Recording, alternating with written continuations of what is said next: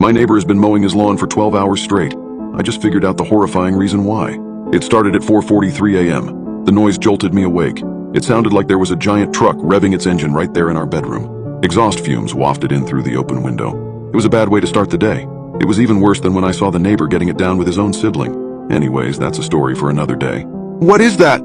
moaned my wife. We'd both slept poorly, because our daughter had crawled into our bed at 1 a.m. and kept kicking us in the face until we were both half hanging off the bed while she snored away. "Start of the apocalypse," I groaned. "Go back to sleep." "No way can I sleep through that racket," said Vanessa. She rolled out of bed and shut the window.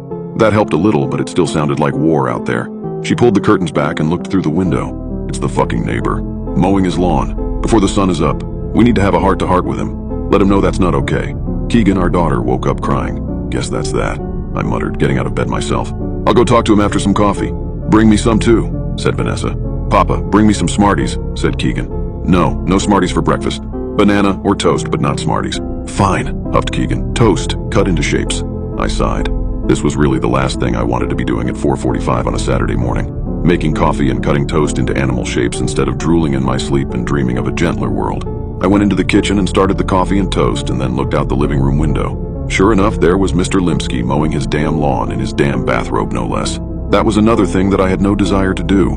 Get into it with him about this, or really talk to him about anything ever beyond a friendly wave and a howdy neighbor. By the time I was awake enough to form a coherent thought, it was almost 6 o'clock and I had consumed 4 cups of coffee. Mr. Limsky was still at it, which was strange because his yard isn't very big at all. It shouldn't take more than a 40-minute mow job, but here it was, an hour and 15 minutes later, and he was still at it. I got semi-dressed and stumbled outside. I walked across my own yard, which I noted needed mowing itself. Maybe I'll tell him that if he mows my lawn and promises to never start so early again, I'll let it go. But I knew that I wouldn't do that. I was a coward.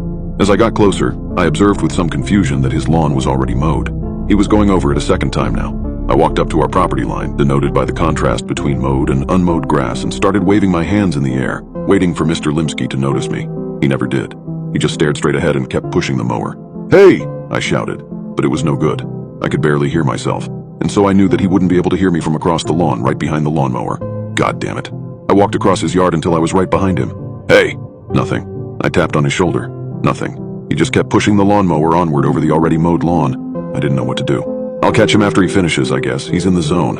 I shrugged and was getting ready to turn back to my house when I saw a trickle of what was presumably urine run down his bare leg. Jesus. I went back to my house and opened the door. Vanessa was reading a book to Keegan. She stopped when I came in and looked up. "Well, he couldn't hear me. I'll go over there once he stops. He's got to stop sometime, right? And, well, I'm a little worried about him, honestly.